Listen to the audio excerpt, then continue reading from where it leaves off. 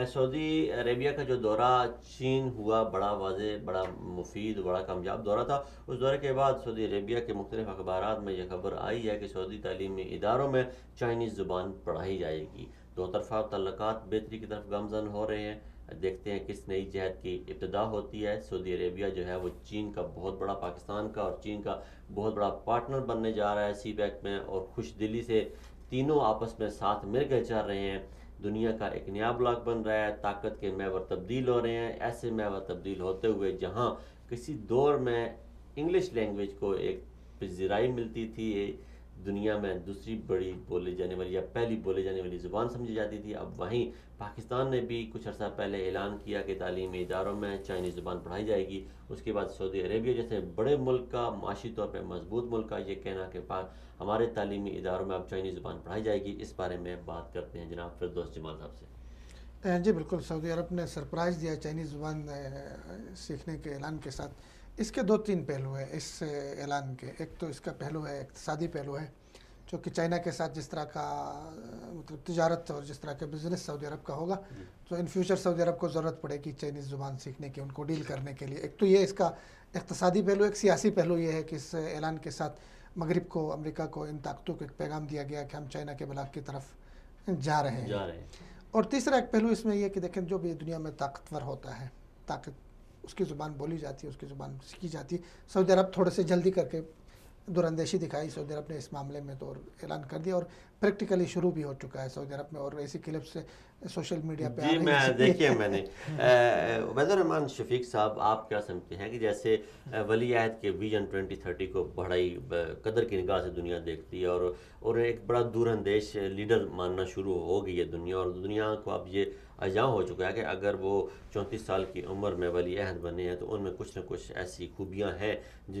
جو وہ اس منصب پر فائز ہوئے، اس منصب تک پہنچے، تو انہوں نے ان کا یہ ویژن میں ہے، اور مختلف لینگویج اور دنیا اب مختلف طریقے سے اپنی قوم کو وہ آگے لے کے جانا چاہتے ہیں۔ آج سعودی عربیہ نے امریکہ میں اپنی پہلی خاتون سفیر کا بھی ان کو بھی نامزد کیا، تو کیا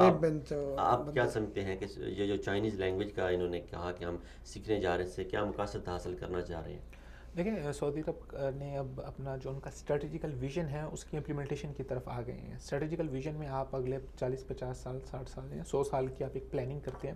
تو سعودی عرب نے اپنی وہ پلاننگ کی، بہت اچھا ہے۔ انہوں نے اپنے فیوچر کا سوچا، ہمیشہ زندہ قومیں اپنے فیوچر کے بارے میں سوچتی ہیں، اور جو چیزیں انہیں فیوچر میں جن چیزوں کی ضرورت ہوتی ہے وہ ابھی سے اس کی تیاری شروع کر دیتی ہیں، تو انہوں نے اسی چیزوں کو دیکھا ہے۔ ابھی آپ کو ہر جگہ دیکھیں، جب ایک طاقت بنتی ہے تو پھر اس طاقت کی بنائی ہوئی چیزیں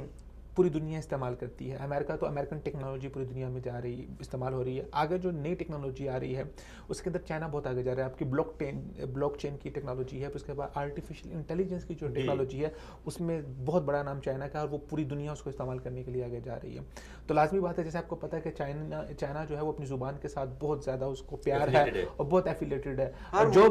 جو چیز بھی ابھی پچھلے دنوں ہمارے ایک جگہ پہ بیٹھے بات ہو رہی تھی، تو ہمارے ایک دوست انہوں نے بتایا کہ جو بھی ٹیکنالوجی کے حوالے سے، سائنس کے حوالے سے جو بھی بک آج امریکہ میں یا یورپ کے اندر آتی ہے، اس سے اگلے دن مطلب ہے کہ 1-2 مہینے کے اندر ہی فوری طور پر اس کو چائنی زبان کے اندر ٹرانسلیٹ کیا جاتا ہے، اور وہاں کے چائنا کے جو لوگ ہیں ان تک وہ پہنچا دی جاتی ہے۔ تو چائنا اپنی زبان کے ساتھ بہت زیادہ اس کو پیار ہے اور وہ بہت زیادہ ایفیلیٹڈ ہے۔ تو آگے جو آنے والی ٹیکنالوجیز ہیں، جو آگے آنے والے سافٹ ویئرز ہیں، اور وہ چیزیں جو ہم آگے فیوچر میں استعمال کریں گے، یہ کوئی بعید نہیں ہے کہ ان کے اندر جو زبان ہے وہ چائنیز زبان نہیں ہوگی۔ تو ابھی سے ایک مائنڈ سیٹ بنایا جا رہا ہے نا کہ ابھی آپ